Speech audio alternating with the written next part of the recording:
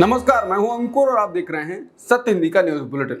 एक नजर अब तक की सुर्खियों पर। कर्नाटक भाजपा में अंदरूनी लड़ाई अब पब्लिक में होने लगी है। गुरुवार को पूर्व मुख्यमंत्री डीवी सदानंद गौड़ा और विजयपुरा विधायक विद्रोही नेता बसनगौड़ा पाटिल यत्नाल की लड़ाई सड़क पर आ गई। यत्नाल ने सदानंद गौड़ा से अपना मुंह बंद रखने को कहा, साथ ही कहा कि नहीं तो मैं उनका पर्दाफाश कर दूंगा। मैंने वक्फ के खिलाफ बोला है और गौड़ा परेशान क्यों हैं। विधायक यत्नाल ने आरोप लगाया कि सदानंद गौड़ा ने पूर्व सीएम येदियुरप्पा के खिलाफ मुझसे भी ज्यादा खराब बातें कही थी। मैं उन लोगों के बारे में नहीं बोलना चाहता जो प्रासंगिक नहीं है। मेरा किसी भी राजनेता के साथ कोई तालमेल नहीं है।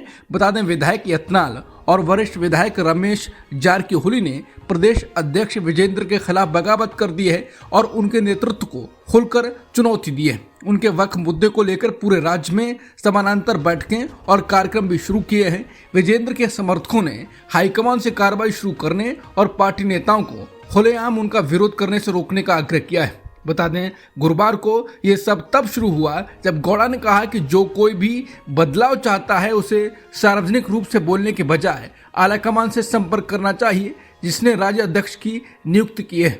वो राष्ट्रीय नेताओं के फैसले को कमजोर कर रहे हैं। जवाब में यत्नाल ने गौड़ा पर निशाना साधा।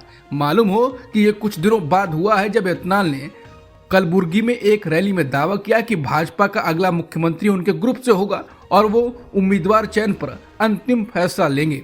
ये पार्टी में कई लोगों के लिए आश्चर्य की बात रही और नेताओं ने कहा कि वो सार्वजनिक रूप से ऐसी बातें कैसे कह सकते हैं। कर्नाटक बीजेपी में चल रही कलह पर पूर्व सीएम डीवी सदानंद गौड़ा ने बेंगलुरु में कहा कि लोग खुलेआम कह रहे हैं कि भाजपा आंतरिक झगड़ों में फंसी हुई है और पार्टी राज्य सरकार को हिला नहीं सकती।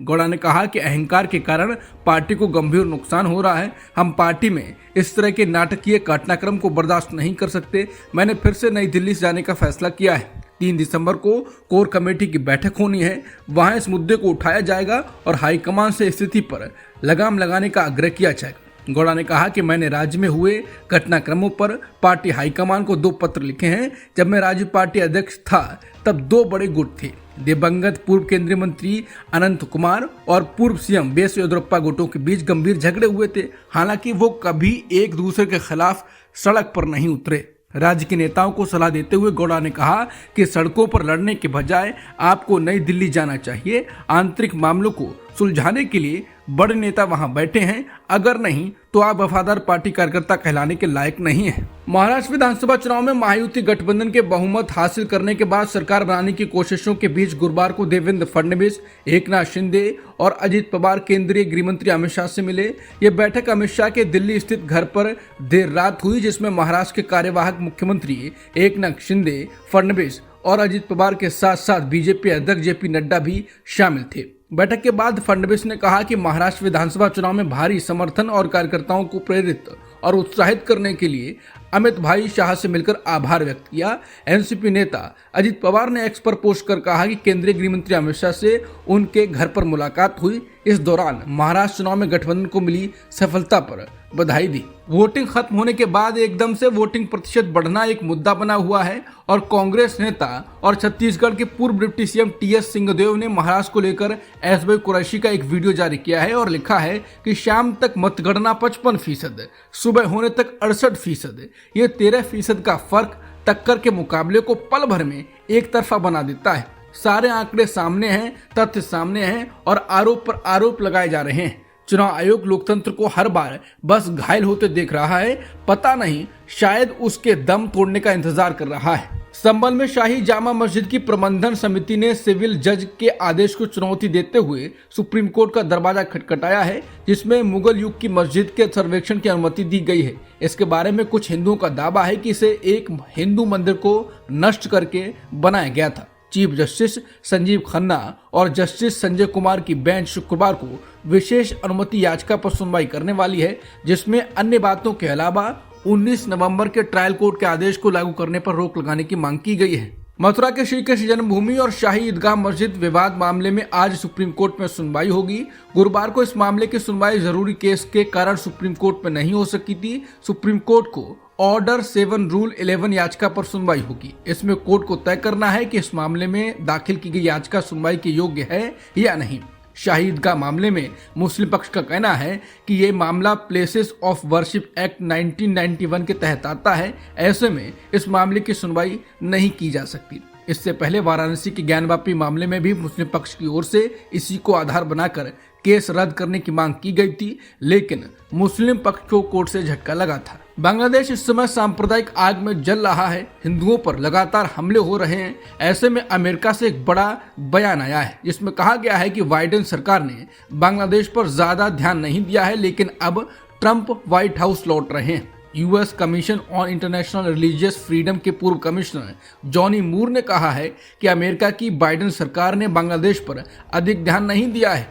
ये समय बांग्लादेश के अल्पसंख्यकों के लिए ही नहीं बल्कि पूरे देश के अस्तित्व पर खतरे की तरह है। लेकिन अब ट्रंप आ रहे हैं। उन्होंने कहा कि लेकिन ट्रंप अपनी बेहतरीन टीम के साथ पद संभालने वाले हैं। उनकी ये टीम अमेरिकी मूल्यों की पैरोकार है और भारत को एक सहयोगी के तौर पर देखती है। संभल में जामा मस्जिद सर्वे को लेकर हुई हिंसा चर्चाओं में बनी हुई है। सर्वे के दौरान हुई जबरदस्त हिंसा में 4 लोग मारे गए तो कई पुलिसकर्मी भी गंभीर घायल हुए। पथराव और आगजनी से संभल कई घंटे दहला रहा। बता दें कि हिंसा के बाद से विपक्षी दल यूपी की योगी सरकार और प्रशासन पर कई सवाल खड़े कर रहे हैं। विपक्षी दलों का आरोप है कि प्रशासन और सरकार ने हिंसा भड़काने का काम किया। अब इसको लेकर ही इलाहाबाद हाईकोर्ट में याचिका दाखिल की गई है। बता दें कि आनंद प्रकाश तिवारी नाम के शख्स ने संभल हिंसा में अफसरों की भूमिका की जांच के लिए इलाहाबाद हाईकोर्ट में याचिका दाखिल की है।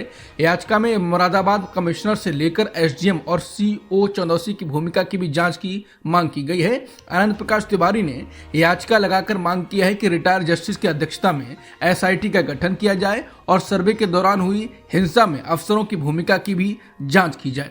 इसी के साथ केंद्रीय जांच एजेंसी द्वारा संभल हिंसा में सरकार की भूमिका की भी जांच की जाए। मध्य प्रदेश के खंडवा में एक जुलूस के दौरान आग भड़कने से 30 लोग झुलस गए हैं। घायलों का इलाज जिला अस्पताल में किया जा रहा है। खंडवा के पुलिस अधीक्षक मनोज कुमार राय ने घटना की जानकारी देते हुए बताया है कि सभा के रूप में एक कार्यक्रम रखा गया था। जुलूस की अनुमति ली गई थी। घंटा घर पर जब कार्यक्रम समाप्त हो रहा था, लोगों के हाथ में जो मशाल थी वो रखते समय कुछ मशाल उल्टी हो गई, जिसकी वजह से उसमें जो बुरादा और तेल था उसके कारण आसपास की मशाल में आग भड़क गई। उन्होंने कहा कि इस दौरान आसपास के जो लोग घेरा बनाकर खड़े थे उनमें से कुछ महिलाएं, बच्चे और पुरुष थे।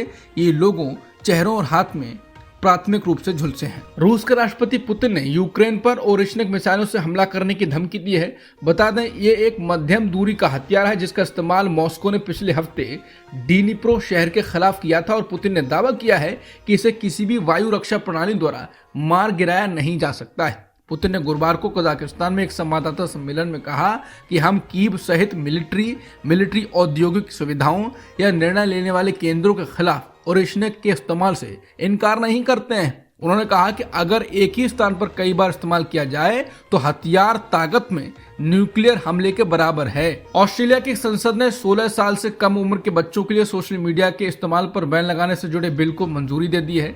बिल के पास होने के बाद आने वाले समय में ऑस्ट्रेलिया में बच्चों के सोशल मीडिया इस्तेमाल करने पर प्रतिबंध लग जाएगा। ये प्रतिबंध कम से कम 12 महीने बाद लागू किया जाएगा। अगर टेक कंपनियां इस कानून का पालन नहीं करती हैं तो उन पर 5 करोड़ ऑस्ट्रेलियाई डॉलर का जुर्माना लगाया जाएगा। अब तक की सुर्खियों में इतना ही। बाकी खबरों के लिए बने रहिए सत्यहिंदी.com के साथ।